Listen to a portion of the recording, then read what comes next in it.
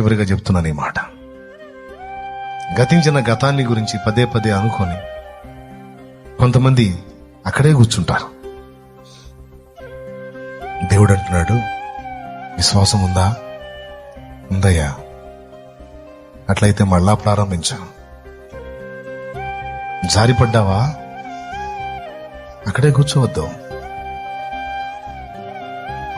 పడటం తప్పు కాదు, పడ్డ చోటే ఉండటం తప్పు. పడటం తప్పు కాదు, అడుగు జారింది పడ్డావు, ఎటుగుడి పడ్డాను కదా ఇంక అక్కడే ఉందామని కూర్చున్నావు చూడు, అది తప్పు. ఓడిపోవటం తప్పు కాదు, ఓటమిలోనే కూర్చుండిపోయావు చూడు, మళ్ళా గెలుపు కోసం ప్రయత్నించకుండా, అది తప్పు.